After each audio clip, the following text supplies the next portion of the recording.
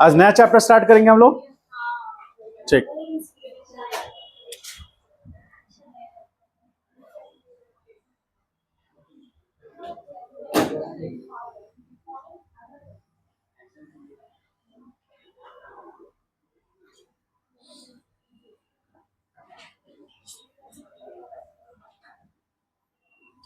Work, energy and power important है, क्योंकि ये चैप्टर इसलिए इंपॉर्टेंट है क्योंकि 11th में तो रहेगा ही, ये 12th में भी रहेगा। ठीक है, और यदि इसका कॉन्सेप्ट क्लियर है तो 12th के 4 चैप्टर में दिक्कत नहीं आएगी। यदि कॉन्सेप्ट क्लियर नहीं है तो 11th के वो 4 चैप्टर में तो दिक्कत आएगी, उससे जुड़ा हुआ और जो भी चैप्टर है उसमें भी दिक्कत आएगी। ठीक है, इसीलिए फिजिक्स जो है, मैथमेटिक्स, ये दोनों, खास करके बायो को पता नहीं मुझे, फिजिक्स और मैथमेटिक्स दोनों एक दूसरे से बहुत मतलब रिलेट करते हैं, और मैथमेटिक्स के जो भी चैप्टर एक दूसरे से कनेक्ट है, उसी तरह फिजिक्स के जो भी चैप्टर है वो एक दूसरे से कनेक्ट है। ठीक है, अभी हम लोग यहाँ पर बात करेंगे वर्क। 3 फिजिकल क्वांटिटी यहाँ पर इंगेज है। एक तो वर्क है, दूसरा एनर्जी है, और तीसरा पावर है। ठीक है, तीनों को अलग अलग हम लोग डिस्कशन में रखेंगे। और एक चीज कॉमन है, जो वर्क और एनर्जी में क्या कॉमन नजर आता है आपको? यूनिट। दोनों का यूनिट सेम है। वर्क का यूनिट क्या होता है और एनर्जी का यूनिट भी जूल होता है। क्या वर्क नेगेटिव हो सकता है? क्या वर्क नेगेटिव हो सकता है? जैसे फोर्स नेगेटिव हो सकता है, एक्सेलरेशन नेगेटिव हो सकता है, वेलोसिटी नेगेटिव हो सकता है, मास नेगेटिव नहीं हो सकता, टाइम नेगेटिव नहीं हो सकता, एरिया नेगेटिव नहीं हो सकता। तो क्या वर्क नेगेटिव हो सकता है?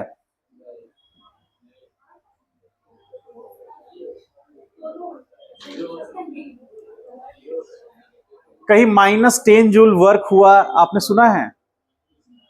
नहीं सुना है। एनर्जी भी, वर्क भी नेगेटिव हो सकता है। ठीक है, अभी हम लोग बात करते हैं वर्क, एनर्जी एंड पावर में। उसमें हम लोग सबसे पहले बात करते हैं वर्क का। वर्क जनरली हम लोग उसको W से डिनोट करते हैं। वर्क को हम कैसे डिफाइन करते हैं? वो तो उसका मैथमेटिकल टर्म हो गया। ऐसे डिफिनीशन वाइज या फिर अंडरस्टैंडिंग लेवल पर हम क्या डिफाइन कर पाएंगे, कैसे डिफाइन कर पाएंगे कि इसको हम वर्क कहते हैं?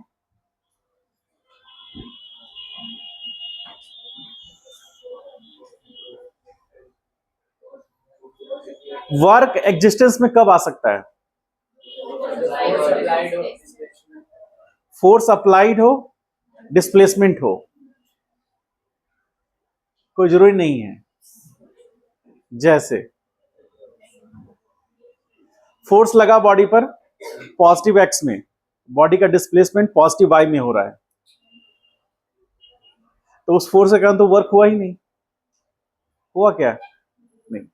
देखिए, यदि किसी बॉडी पर फोर्स लगा और उस फोर्स के कारण यदि बॉडी में डिस्प्लेसमेंट हुआ तो बॉडी पे वर्क हुआ, हम ऐसा कहते हैं। ठीक है, इसको हम समझेंगे ऐसे, इसी को लैंग्वेज वाइज जो हम लिख रहे हैं, when the force is applied on a body and due to this force body is displaced, then work is done on the system और बॉडी। सिस्टम कहेंगे या बॉडी कह सकते हैं। आपको बताए थे पहले, हम लोग अभी भी उसी प्लेटफॉर्म पर हैं जहां सिस्टम कहिए, बॉडी कहिए और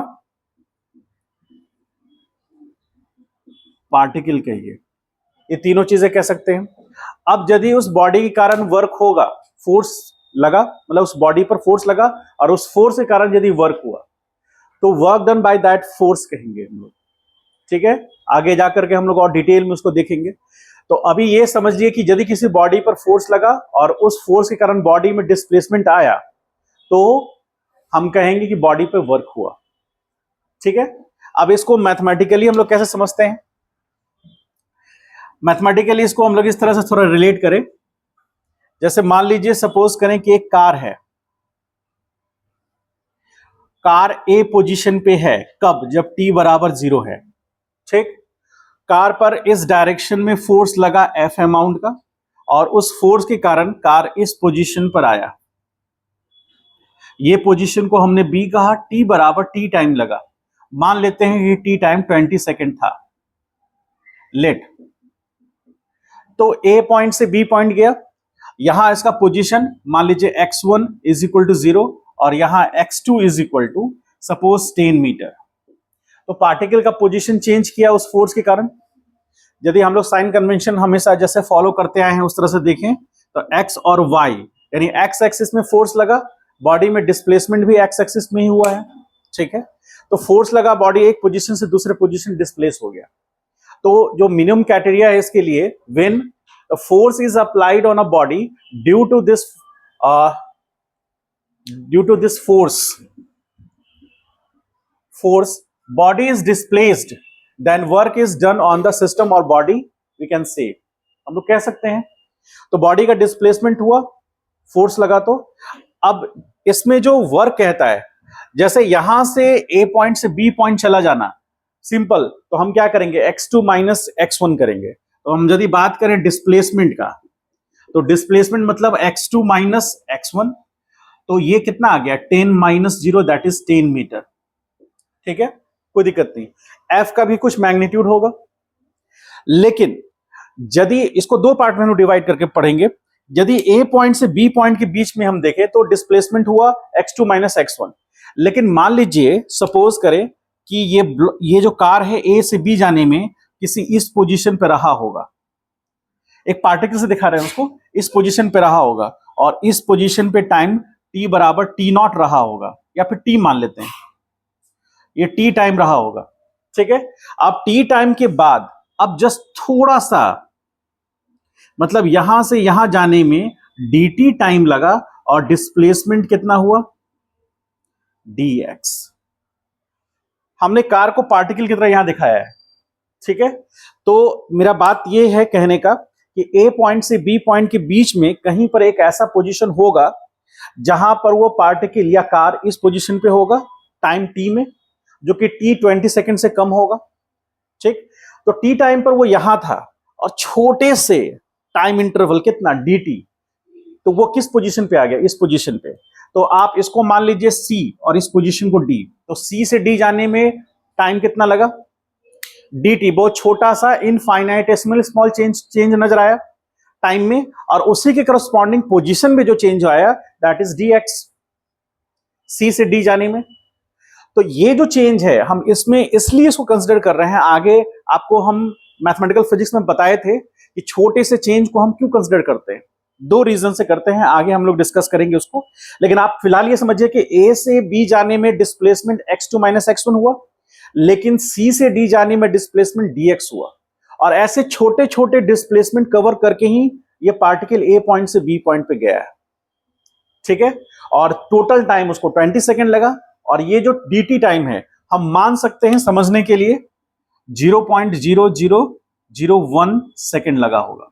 तो क्या हम कह सकते हैं कि 0.001 सेकेंड में से और बहुत सारे टाइम ऐड कर देंगे तो हमको 20 सेकेंड मिलेगा ना। तो आप ये समझिए कि बीच में कहीं एक फ्रैक्शन ऑफ टाइम के लिए हम कंसिडर कर रहे हैं उसको। तो वर्क डिफाइन कैसे होता है, work is defined as the dot product of applied force and displacement covered by the particle body। कैसे डिफाइन कर सकते हैं, मतलब W इज इक्वल टू क्या होता है, F डॉट एक्स। डिस्प्लेसमेंट को हम एक्स से भी डिनोट करते हैं, एस से भी करते हैं। तो F dot x, dot product पढ़ा है आप लोगों ने, किसी दो वेक्टर का डॉट प्रोडक्ट होता है कि एक वेक्टर और एक स्केलर का डॉट प्रोडक्ट होता है। दो मतलब डॉट प्रोडक्ट दो वेक्टर के बीच में हो सकता है, या स्केलर वेक्टर के बीच में हो सकता है, या दो स्केलर के बीच में हो सकता है। तो डॉट प्रोडक्ट होने के लिए दो वेक्टर चाहिए, यदि दो वेक्टर नहीं होगा तो डॉट प्रोडक्ट नहीं निकलेगा, और उसका रिजल्ट क्या होता है, स्केलर। तो आप कह सकते हैं वर्क डन स्केलर क्वांटिटी होगा। स्केलर मतलब इसके पास कोई फिक्स्ड डायरेक्शन नहीं होगा, ठीक है। फोर्स जो फोर्स लगा वो नेट फोर्स भी हो सकता है और एक पर्टिकुलर फोर्स भी हो सकता है। हम लोग एग्जांपल लेके समझेंगे तो आगे समझ में आएगा। ये फोर्स, हम जिस फोर्स को कंसिडर कर रहे हैं वो है बॉडी पे लगने वाला नेट फोर्स को कंसिडर करेंगे तो वो एफ नेट हो जाएगा। और यदि सिर्फ कोई एक पर्टिकुलर फोर्स, मतलब सपोज कीजिए कि जो बॉडी पे लग रहा है फोर्स वो टोटल दो फोर्सेस हैं, तो दो फोर्सेस का समेशन नेट फोर्स होगा। अलग अलग फोर्सेस को भी कंसिडर कर सकते हैं, ठीक है, वो इस पे डिपेंड करता है। अब उसके बाद जो बॉडी में डिस्प्लेसमेंट हुआ, क्योंकि डिस्प्लेसमेंट भी एक वेक्टर क्वांटिटी है, फोर्स का डायरेक्शन और डिस्प्लेसमेंट का डायरेक्शन यदि सेम है तो थीटा कितना होगा, 0 होगा। तो हम यहां से वर्क को डिफाइन करते हैं, F बराबर W बराबर एफ एक्स कॉस थीटा लिखते हैं। थीटा क्या है, angle between the force and displacement. तो यहां थीटा को लिखेंगे angle between force and displacement, ठीक है। अब हम क्या करते हैं, इतने से डिस्प्लेसमेंट के लिए चलते हैं, तो हम लिखेंगे क्या, we define small elemental work done due to external force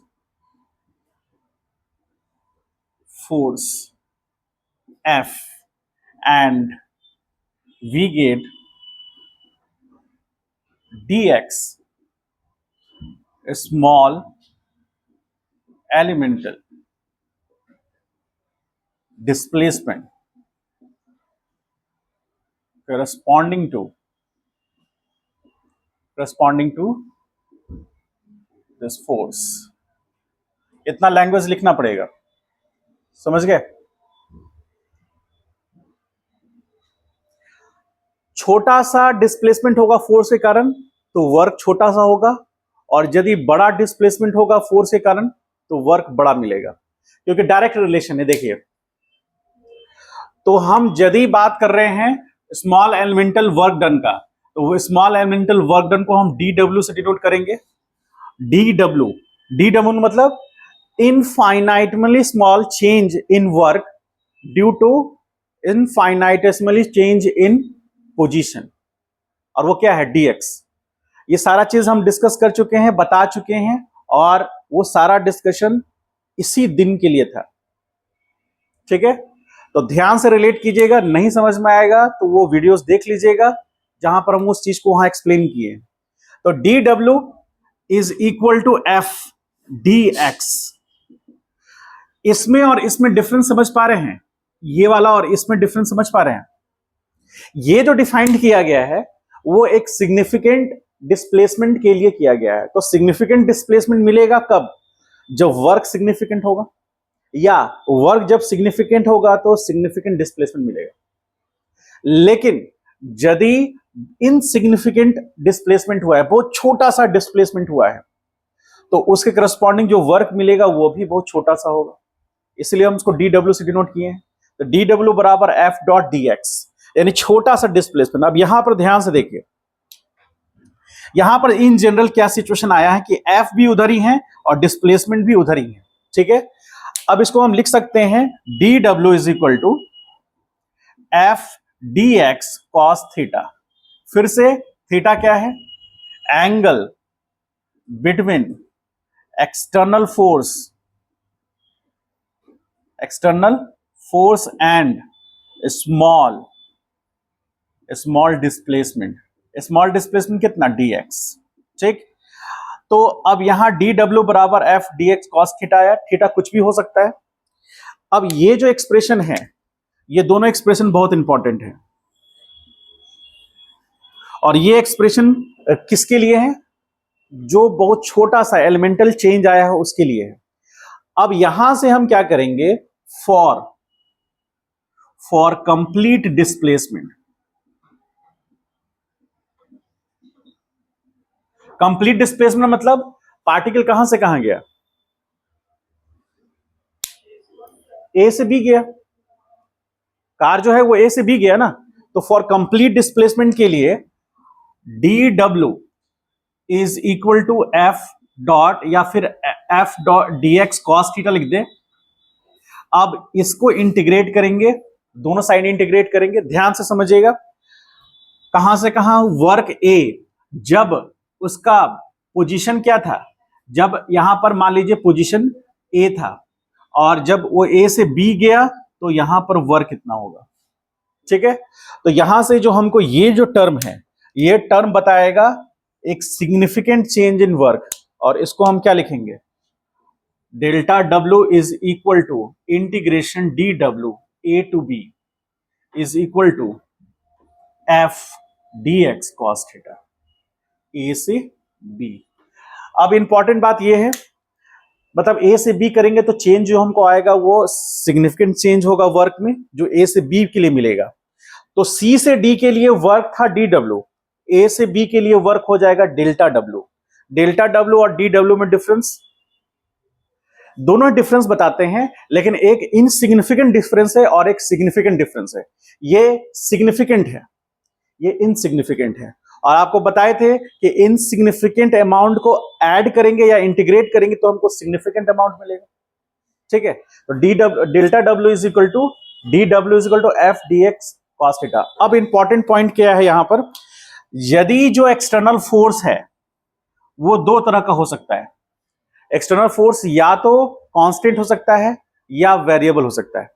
यदि एक्सटर्नल फोर्स कांस्टेंट है तब तो ये फोर्स इंटीग्रेशन से बाहर आ जाएगा और वर्क होगा, और यदि वो वेरिएबल है तो वो एफ फोर्स जो है वो वेरिएबल है तो एक्स के टर्म में आएगा, एक्स के टर्म में वो फोर्स लिखा होगा। जैसे एफ बराबर 3x² + 2, तो जैसे जैसे डिस्प्लेसमेंट होगा फोर्स बढ़ेगा। अब वो इसका रिलेशन क्या दिया है उस पर डिपेंड करेगा, ठीक है। ऐसा कोई जरूरी नहीं है, यदि फोर्स बढ़ा तो यदि डिस्प्लेसमेंट बढ़ा तो फोर्स घट भी सकता है, ऐसा भी हो सकता है एक्सप्रेशन, लेकिन जब भी होगा एफ एक्स के टर्म में होगा, ठीक है। पहले यहां से यहां तक आप लोग लिख लीजिए, फिर हम लोग आगे बढ़ते हैं।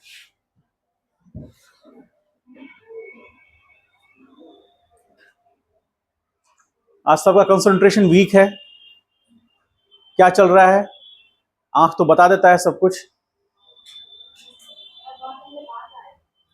अरे बहुत दिन, मतलब 1 साल के बाद।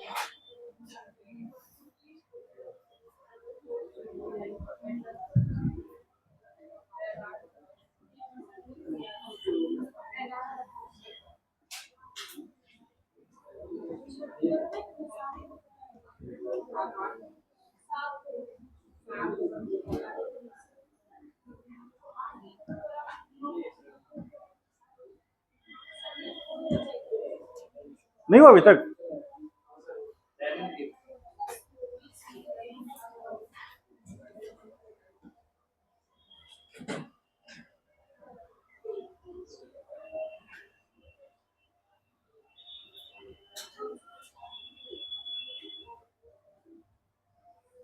हो गया?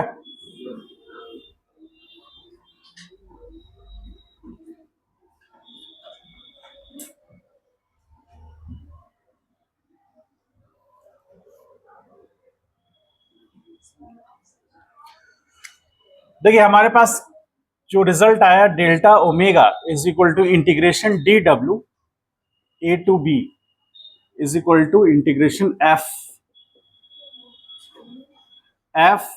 डी एक्स कॉस थीटा, ये भी लिख सकते हैं। और D W is equal to integration A to B D W is equal to integration F dot D X A to B, ये दोनों लिख सकते हैं हम लोग। ठीक है। अब कह रहा है कि केस क्या है, फर्स्ट ए ले रहे हैं, if the F is constant. ध्यान से देखिए, जो एक्सटर्नल फोर्स अप्लाई किया गया है, मान लीजिए दो कंडीशंस हो सकते हैं, या तो फोर्स वेरिएबल होगा या कांस्टेंट होगा, और कोई तीसरा ऑप्शन तो है नहीं। एक तीसरा ऑप्शन है जीरो, ठीक है, तीसरा ऑप्शन जीरो। तो जब जीरो होगा फोर्स, तो बॉडी पर वर्क ही नहीं होगा। क्यों? क्योंकि जब तक तीन अलग अलग फैक्टर है, ध्यान से समझिएगा, तीन अलग अलग फैक्टर है। ये एक फोर्स हो गया, डिस्प्लेसमेंट हो गया, और थीटा एंगल हो गया। अब ध्यान समझिए, जो स्टार्टिंग में आपने बोला था उसमें एक करेक्शन करने की जरूरत यह थी कि यदि बॉडी पर फोर्स लगा लेकिन डिस्प्लेसमेंट नहीं हुआ, तो फोर्स लगा डिस्प्लेसमेंट जीरो, तो वर्क क्या हो जाएगा? जीरो। ये पूरा टर्म जीरो हो गया। ठीक, बॉडी पर पहला केस में मान लीजिए बॉडी पर फोर्स ही नहीं लगा, तो ये टर्म जीरो हो गया, इसकी तो बात ही नहीं होगी, ये टर्म जीरो हो गया, तो ये पूरा का पूरा वर्क जीरो। यानी वर्क जीरो हो सकता है यदि फोर्स जीरो हो, वर्क जीरो हो सकता है यदि डिस्प्लेसमेंट जीरो हो, और तीसरा, फोर्स लग रहा है, डिस्प्लेसमेंट है, लेकिन थीटा का वैल्यू यदि 90 डिग्री है, तो कॉस जीरो कॉस 90 कितना होगा? जीरो होगा। तो फिर से वर्क क्या हो गया? जीरो। वो तीसरा केस क्या है? फोर्स भी हुआ लगा, डिस्प्लेसमेंट भी हुआ, लेकिन दोनों के बीच का एंगल 90 डिग्री है। उस केस में वो फोर्स उस बॉडी पर उसके डिस्प्लेसमेंट के डायरेक्शन में कोई फोर्स नहीं लगाएगा, और इस कारण से वर्क जीरो होगा। आगे हम लोग करेंगे इसको पूरा डिटेल में, बस आप समझिए तीन फैक्टर पर डिपेंड करता है वर्क। ठीक है, तो अभी जिससे मान लीजिए कि यदि फोर्स कांस्टेंट है, तो फोर्स कांस्टेंट है तो टाइम के साथ चेंज नहीं कर रहा है, तो मान लीजिए ये F और ये हो गया T, तो फोर्स कांस्टेंट है, ऐसा सिचुएशन है। एक छोटा सा ग्राफ हम ले लिए जिसमें फोर्स कांस्टेंट है, ना ही उसका मैग्नीट्यूड ना ही उसका डायरेक्शन। और ध्यान रखिएगा, फोर्स एक वेक्टर क्वांटिटी है, यदि उसका मैग्नीट्यूड चेंज कर रहा है तो चेंज करेगा ही, मैग्नीट्यूड फिक्स है लेकिन डायरेक्शन चेंज कर रहा है तो भी फोर्स चेंज करेगा। ठीक है, तो अब मान लीजिए कि फोर्स कांस्टेंट है, तो फोर्स कांस्टेंट है तो इंटीग्रेशन से हम बाहर ले सकते हैं उसको। तो यहां delta W is equal to integration जो हम डी डब्ल्यू ले रहे हैं, ए से बी is equal to F integration D X cos theta, ऐसा लिख सकते हैं। ठीक है, ए से बी। ये कब होगा अप्लाई? जब फोर्स कांस्टेंट होगा, और dx का अपना टर्म आएगा, उसको इंटीग्रेट करके हम नेट वर्क निकाल सकते हैं। ठीक है, और सेकंड केस क्या है? B, if force is not constant, उस केस में we will have f is function of x। इसको समझ पा रहे हैं? मतलब फोर्स जो होगा वो x के टर्म में होगा, x के टर्म में कुछ डिफाइन करेगा, जैसे f is equal to 3x square minus 2x, ऐसा कुछ होगा। या और एग्जांपल आप देख लीजिए, जैसे मान लीजिए F बराबर kx, ये स्प्रिंग फोर्स है, आगे बताएंगे हम आपको, अभी इसी समय के लिए रोके हुए हैं स्प्रिंग फोर्स को। F बराबर k, k कांस्टेंट है, x यानी कि x के चेंज करने से फोर्स वैरी करेगा, और यहां पर ध्यान से देखिएगा, x यदि बढ़ेगा तो फोर्स बढ़ेगा। ठीक है, स्प्रिंग जो आप लोग यूज करते हैं, मान लीजिए स्प्रिंग का नेचुरल लेंथ ये है, नॉर्मल लेंथ, नेचुरल लेंथ ये है, मान लीजिए ये लेंथ 2 मीटर है, सपोज करें 2 मीटर है। अब स्प्रिंग को आप एलोंगेट कर रहे हैं, तो एलोंगेट कर रहे हैं तो स्टार्टिंग में फोर्स ज्यादा लगाना पड़ रहा है कि लास्ट में फोर्स ज्यादा लगाना पड़ता है? लास्ट में, क्योंकि जितना एलोंगेट होता जाएगा फोर्स आपको बढ़ाना पड़ेगा। इसका मतलब इनिशियली वो कम अपोज करता है, बाद में फोर्स ज्यादा लगाना पड़ता है, यानी ज्यादा अपोज करता है। स्प्रिंग क्या चाह रहा है? अपने नेचुरल शेप एंड साइज को गेन करना, आप उसको खींचेंगे तो वो अपने ओरिजिनल शेप एंड साइज पे आना चाहेगा। उस केस में वो आप फोर्स लगा रहे हैं नेगेटिव एक्स में, वो फोर्स लगाएगा पॉजिटिव एक्स। ठीक है, तो यहां पर फोर्स का मैग्नीट्यूड वैरी करेगा, जो आप एक्सटर्नल फोर्स लगा रहे हैं, तो उसका रिलेशन कुछ इस तरह से आएगा, आगे हम लोग डिस्कस करेंगे उसको। तो F बराबर kx, यहां पर देखिए x के चेंज होने से फोर्स चेंज हो रहा है, इसका मतलब यहां पर ये वाला रिलेशन ये फॉलो कर रहा है। ठीक है, और ये चीज आप जानते हैं पहले से, यहां पर x इंडिपेंडेंट वेरिएबल है और F क्या हो जाएगा? Dependent variable. तो हम df अपॉन dx भी निकाल सकते हैं, किस रेट से फोर्स वैरी कर रहा है। समझ गए? तो अब यदि ये केस आ गया, उस केस में हम इंटीग्रेशन से बाहर नहीं करेंगे उसको, डी डब्ल्यू बराबर यहां पर एफ एक्स ऐसा लिख देंगे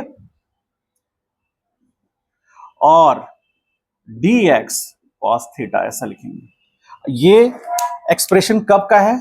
जब फोर्स वैरी कर रहा है, किसके साथ? पोजीशन के साथ। ठीक है, तो इसका ग्राफ यदि हम छोटा सा देखें तो आप ले सकते हैं टाइम के साथ फोर्स वैरी कर रहा है, तो या तो फोर्स का ये हो सकता है, या सिंपली ऐसे भी हो सकता है, या सिंपली ऐसे भी हो सकता है। आप फिक्स नहीं कह सकते। फोर्स का जो टाइम के साथ ग्राफ है वो वैरी कर रहा है, तो टाइम के साथ फोर्स बढ़ रहा है, टाइम के साथ फोर्स घट रहा है, टाइम के साथ फोर्स वेरिएशन के साथ फिर बढ़ा फिर घट रहा है। समझ गए? ये उसको रिलेट करता है जहां फोर्स टाइम के साथ वैरी कर रहा है। तो यहां पर F is function of x है। तो ये एक्सप्रेशन तब आएगा, और ये एक्सप्रेशन जब फोर्स क्या है? कांस्टेंट है। तो ये जब F कांस्टेंट है और ये जब F is function of x। समझ पाए इसको? इसको राइट डाउन कीजिए, क्वेश्चंस करेंगे कुछ।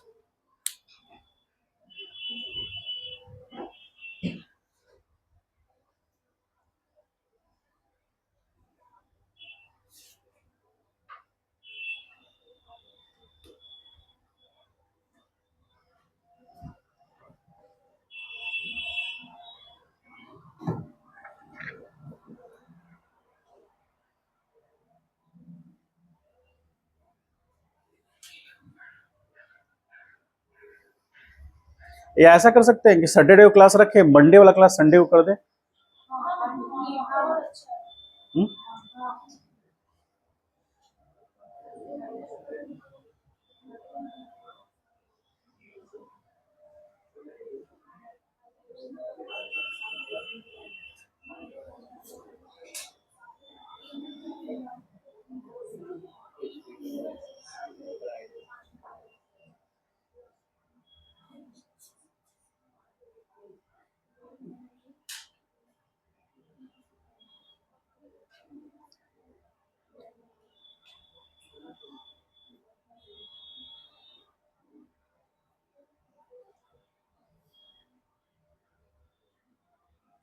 सबसे दिक्कत यही समय में आती है। दुर्गा पूजा की छुट्टी हुआ, रिदम बना, अब दीपावली की छुट्टी शुरू हो गई। छठ पूजा का छुट्टी जो नहीं बोलते उसको, उसका असर जो रह जाता है वो एक वीक ज्यादा तक रह जाता है। यदि 8-9 तारीख को यदि दुर्गा छठ पूजा समाप्त हो रहा है, तो आप मान के चले 15-16 तारीख तक उसका असर रहेगा।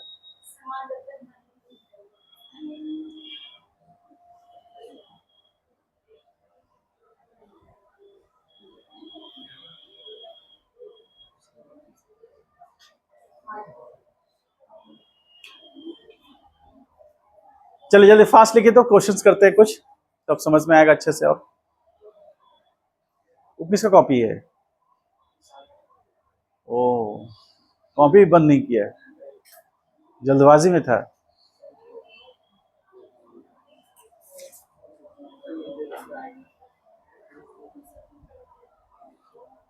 जस्ट 5 मिनट बचा है, 1-2 क्वेश्चंस करके चलते हैं हम लोग।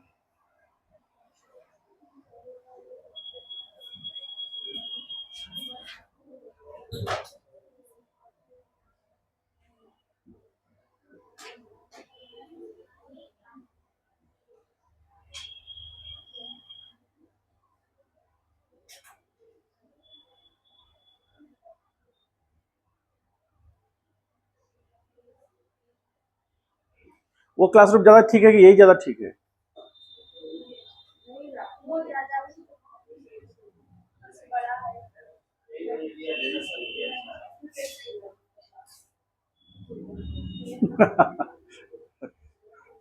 इसमें सबको नजदीक नजदीक बैठाना पड़ेगा ना, और आपकी प्रतिभा है तो हम जानते हैं।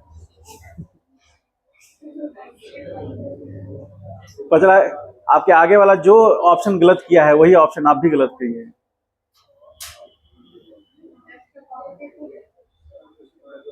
जो कॉपी चेक करते हैं, रुचि है, उसका तबीयत ठीक नहीं है, हो सकता है आज आए, आज आएगा तो आज ही रिजल्ट आ जाएगा, नहीं तो कल आएगा फिर। अंशु सर का भी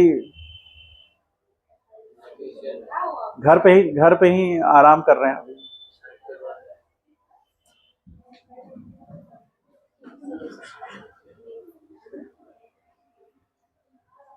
इनऑर्गेनिक मैम ही पढ़ाएंगी।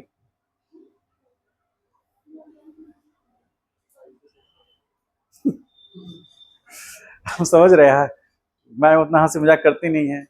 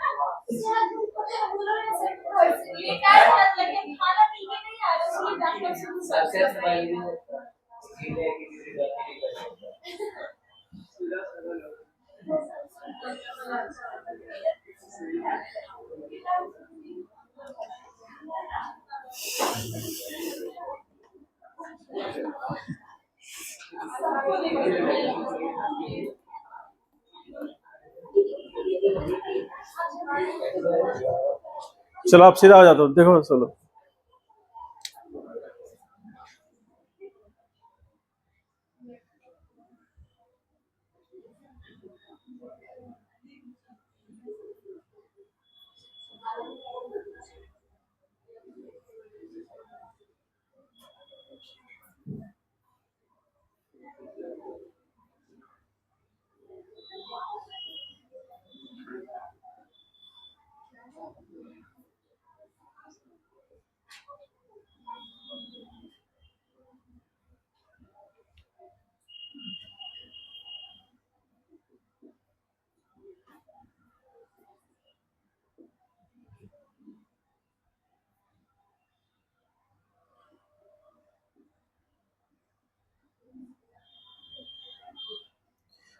क्वेश्चन को ध्यान से देखिए, फिर हम लोग इसको सॉल्व करेंगे आराम से।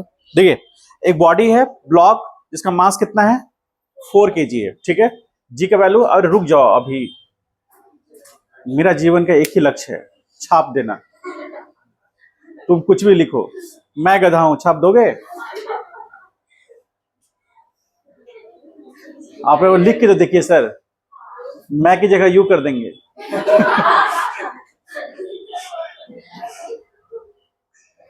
समझ लो, समझना इंपॉर्टेंट है। समझोगे तो काम आएगा आगे। वो तो ये भी तो है, हम सुनिए, हमारे समय तो ये भी नहीं था। हम लोग कैसे पढ़ते थे? टीवी से। टीवी भी पूछना पड़ता था कि टीवी चलिए एक क्वेश्चन कर लेते हैं, एक ये फर्स्ट एंड लास्ट क्वेश्चन है आज का, इसको समझ लीजिए, 5 मिनट लगेगा, समझ लीजिए। तो ए पॉइंट से बी पॉइंट पे डिस्प्लेस हुआ ब्लॉक, ठीक है। कौन कौन से फोर्सेस लग रहे हैं इस पर?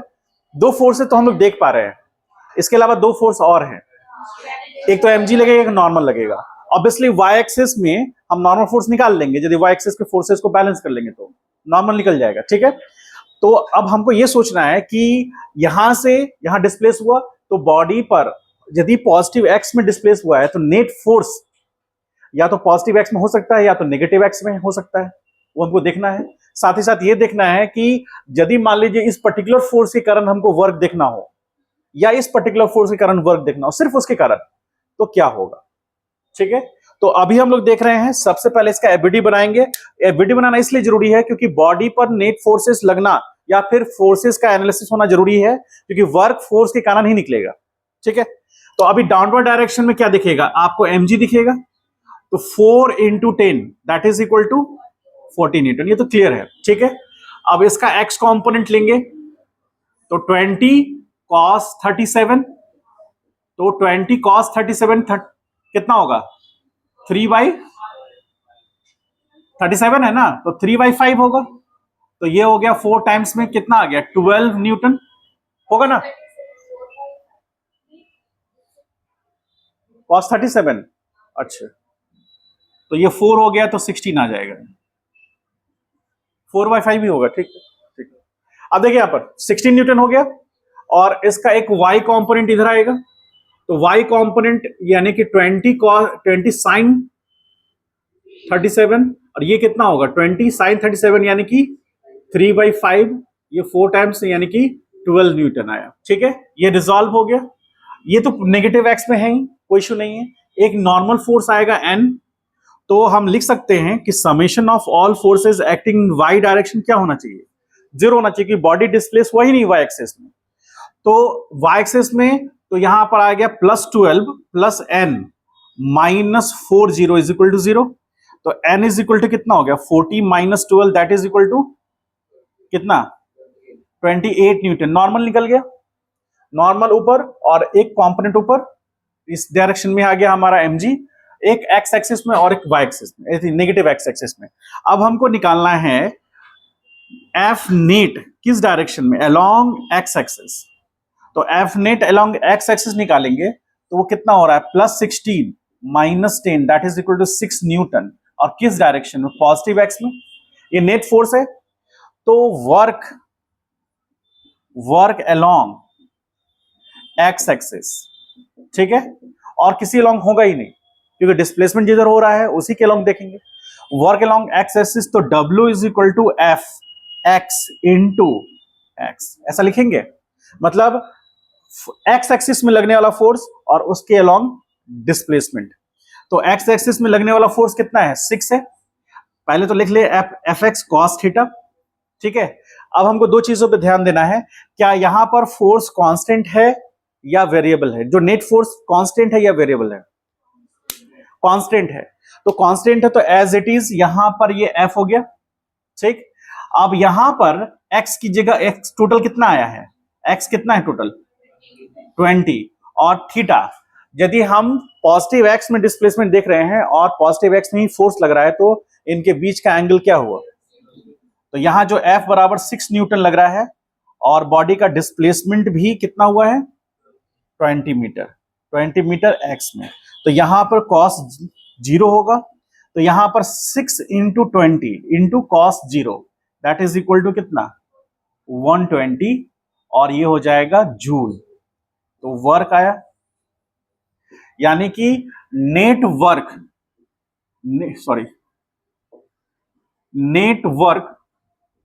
W इज इक्वल टू कितना आया 120 जूल, ठीक है। अब लिखेंगे यूनिट के बारे में, इसमें यूनिट, तो एसआई यूनिट क्या है इसका, एसआई यूनिट क्या होगा जूल, और एक और यूनिट क्या निकल के आएगा न्यूटन मीटर, क्यों, force into displacement, force Newton और ये मीटर, ठीक है। एक यूनिट ये भी आएगा और एक केजी मीटर पर सेकंड स्क्वायर, फोर्स की जगह पर मीटर, तो एक यूनिट क्या आएगा केजी मीटर स्क्वायर पर सेकंड स्क्वायर, ठीक है। एक चीज और हम कर सकते हैं इसमें, केजी मीटर पर सेकंड, अब इसको ऐसे भी लिख सकते हैं केजी मीटर पर सेकंड स्क्वायर और इंटू मीटर, इसमें मीटर स्क्वायर किसका यूनिट होता है, मीटर स्क्वायर किसका यूनिट होता है, एरिया का होता है ना, ठीक। तो यहां पर केजी मीटर स्क्वायर पर सेकंड स्क्वायर, और यहां पर एरिया ले ले, और यहां पर इसकी जगह पर एक और टर्म है जिसको हम बोलते हैं प्रेशर, प्रेशर का यूनिट क्या होता है पर मीटर स्क्वायर, ठीक है।